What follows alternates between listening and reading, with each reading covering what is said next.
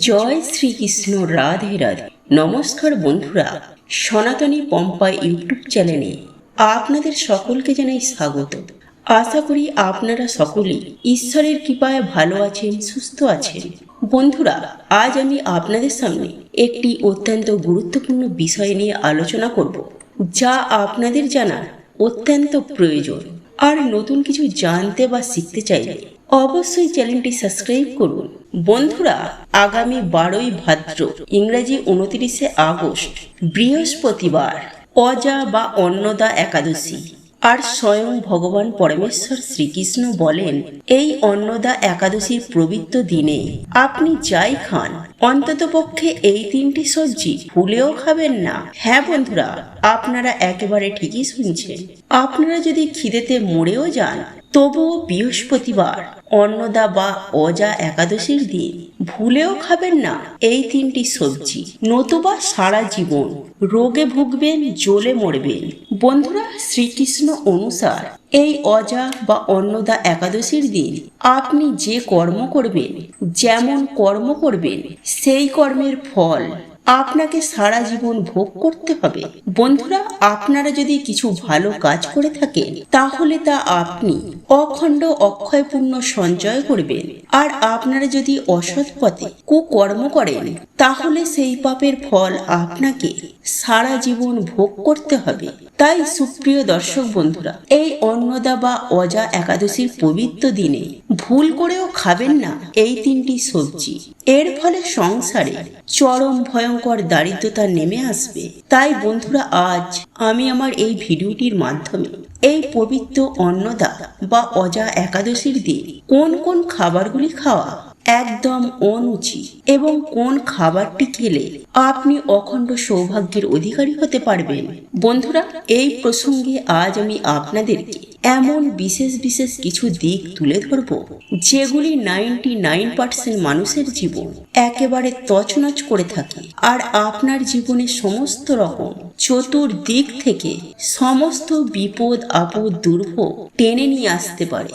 তাই বন্ধুরা, আজ আমি আপনাদেরকে যে যে খাবারগুলির কথা উল্লেখ করব, আপনি যদি ধর্ম মানেন, আপনি যদি ঈশ্বর বা ভগবানের প্রতি বিশ্বাস রাখেন, তাহলে অতি অবশ্যই অন্নদা বা অজা একাদশীর দিন ভুলেও খাবেন না।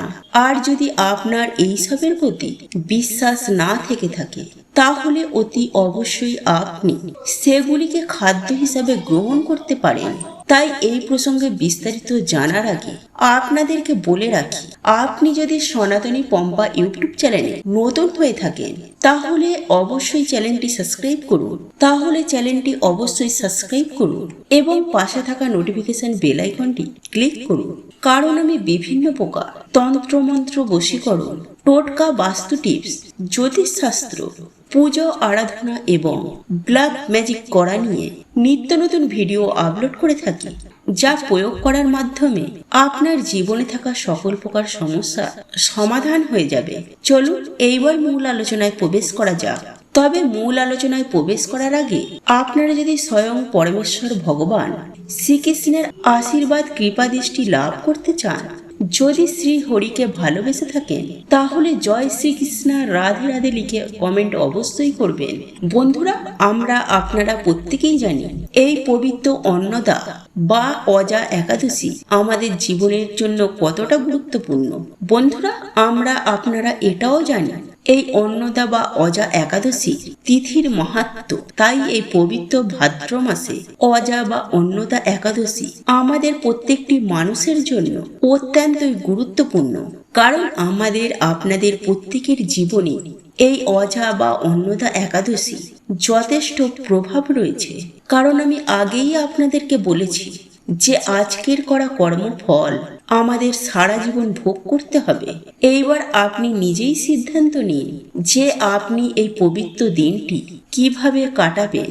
আর এই পবিত্র অন্নদা বা অজা একাদশীর দিনটি হলো আমাদের সুখ শান্তি ও দুঃখ কষ্টের প্রধান চাবিকাঠি। তাই আজ আমরা সবার প্রথমেই জেনে নেব যে এই অজা বা অন্নদা একাদশী তিথি পালন সময় সম্পর্কে। বন্ধুরা, এই অন্নদা বা অজা একাদশী শুরু হবে 12ই ভাদ্র 1431 বঙ্গাব্দ, 29শে আগস্ট 2024 বৃহস্পতিবার। তাই এই অজা বা অন্নদা একাদশী তিথি পালন করা হবে আগামী 12ই ভাদ্র 29শে আগস্ট বৃহস্পতিবার। বন্ধুরা, একই সঙ্গে আমাদের প্রত্যেকের জেনে রাখা প্রয়োজন এই অজা বা অন্নদার একাদশীর পালন সময় কখন। কারণ বন্ধুরা, আমরা প্রত্যেকেই জানি যে একাদশীর পালন সময় অত্যন্ত গুরুত্বপূর্ণ। এবছর অর্থাৎ 2024 সালে 1431 বঙ্গাব্দে অন্নদা বা অজা একাদশী পালন সময় হলো 13ই ভাদ্র শুক্রবার সকাল 5টা থেকে 30 মিনিট থেকে 9টা বেজে 29 মিনিট পর্যন্ত। বন্ধুরা, এইবার আমরা জেনে নেব অন্নদা বা অজা একাদশীর দিন কোন খাবারটি খেলে আমরা অখণ্ড সৌভাগ্যের অধিকারী হতে পারবো। বন্ধুরা, এই পবিত্র অন্নদা একাদশী বা অজা একাদশীর দিন যদি আপনারা মা লক্ষ্মী এবং প্রভু শ্রী নারায়ণের এবং ধনকুবরাজের একই সঙ্গে ভগবান গণেশজির যদি কৃপা লাভ করতে চান, তাহলে অতি অবশ্যই বাজার দোকান থেকে কিছুটা মাখন কিনে এনে আপনি ওই মাখন দিয়ে স্বয়ং ভগবান পরমেশ্বর শ্রীকৃষ্ণকে পুজো আরাধনা করে সেটিকে তুলসী পাতা সহ নিবেদন করে সপরিবারে গ্রহণ করবেন। হ্যাঁ বন্ধুরা, আপনারা একেবারে ঠিকই শুনছেন। বাজার থেকে মাখন কিনে এনে তাতে আপনারা অল্প পরিমাণে মিষ্টি মিশিয়ে এবং তাতে তুলসী পাতা দিয়ে আপনারা যদি এই মাখন গ্রহণ করতে পারেন, তাহলে আপনি এটুকু নিশ্চিত হয়ে যান, তাহলে আপনি অখণ্ড সৌভাগ্যের অধিকারী হয়ে গেছেন। বন্ধুরা, যাদের ডায়াবেটিস সুগার রয়েছে তারা এই মাখনে মিছরির বদলে অল্প গুড় মিশিয়ে খেতে পারে। বন্ধুরা, হিন্দু শাস্ত্র মতে এই দিন যে ব্যক্তি মাখন খান সেই ব্যক্তির উপর স্বয়ং ভগবান পরমেশ্বর শ্রীকৃষ্ণের ও মাতা লক্ষ্মীর তথা ধনকুবের এবং গণেশজির আশীর্বাদ বর্ষিত হয় এবং 2 হাত ভরে সেই ব্যক্তিকে অখণ্ড সৌভাগ্যের অধিকারী হওয়ার আশীর্বাদ প্রদান করে থাকেন। বন্ধুরা, জন্মাষ্টমীর পরেই এই অজা বা অন্নদা একাদশীর দিন অবশ্যই আপনারা এই মিছরি ও তুলসী পাতা মিশিয়ে মাখন খাবেন। এর ফলে আপনারা অখণ্ড সৌভাগ্য অর্জন করতে পারবেন। বন্ধুরা, বিভিন্ন ধর্মগ্রন্থ ও পুরাণে বর্ণিত রয়েছে যে এই পবিত্র অন্নদা বা অজা একাদশীর দিন যেই ব্যক্তি এই মিছরি ও তুলসী পাতা মিশিয়ে মাখন সেবন করেন, সেই ব্যক্তির সমগ্র জীবনে তথা সেই ব্যক্তির পরিবারে সমগ্র বছর ধনধান্যে তথা ধন সম্পত্তির বৃষ্টি হয়ে থাকে। অর্থাৎ সেই পরিবারে আর্থিক দিক থেকে কোনরূপ সমস্যা কিন্তু আর কখনোই আসে না এবং সারাটা বছর সুস্থ ও নীরব থাকতে সক্ষম হন। যাই হোক বন্ধুরা, এইবার আমি আপনাদেরকে জানিয়ে রাখি এই অজা বা অন্নদা একাদশী পবিত্র দিনে কোন কোন খাবারগুলি খাওয়া একেবারে অনুচিত, বিশেষ করে কোন কোন খাবারগুলি খেলে জীবনে একেবারে অধঃপতন নেমে আসবে এবং সারাটা বছর রোগে ভুগবেন, জ্বলে মরবেন। বন্ধুরা, পবিত্র জন্মাষ্টমীর পর এই অজা বা অন্নদা একাদশীর দিন অনেকেই এই সব খাবারগুলি খেয়ে থাকেন, কিন্তু তাদের ক্ষেত্রে দেখা যায় কম বেশি সমস্যা হয়।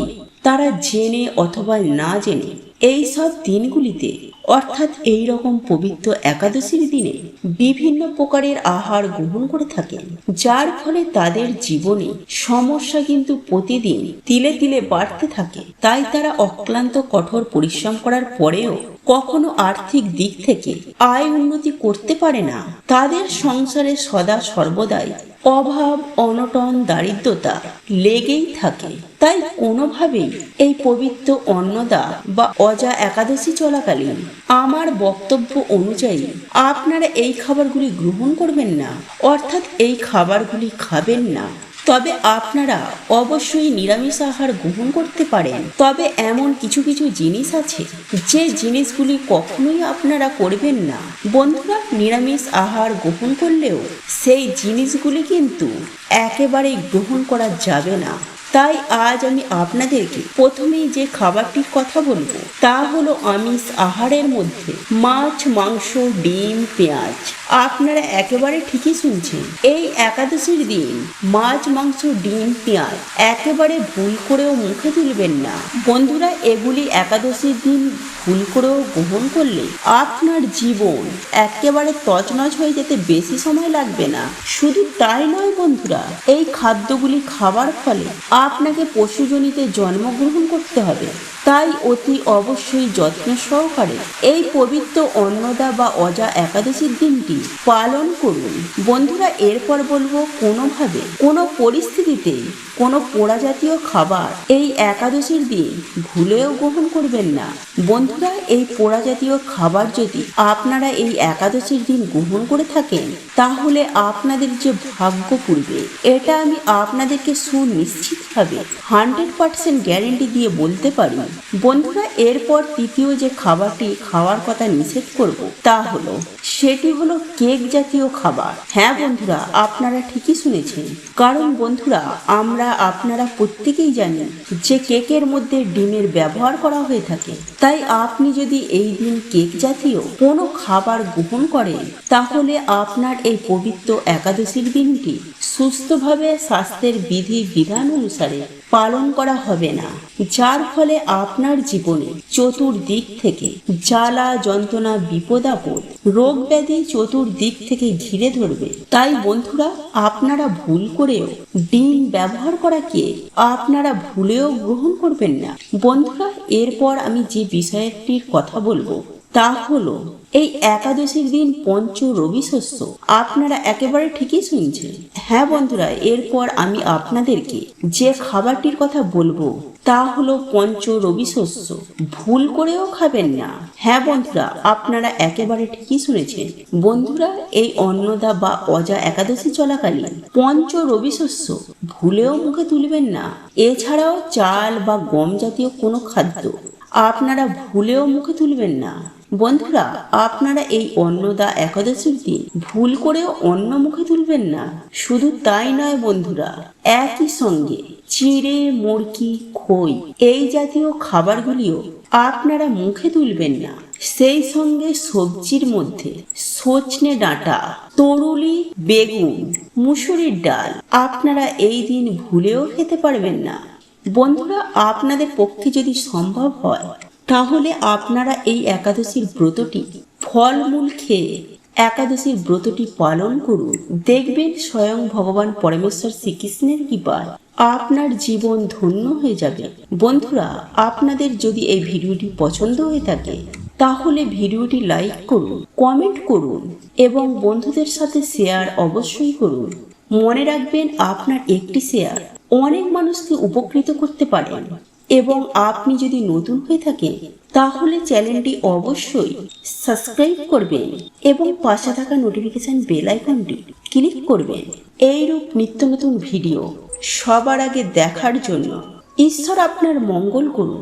আপনি সুস্থ থাকুন, ভালো থাকুন। আবার দেখা হবে পরবর্তী একটি ভিডিওতে।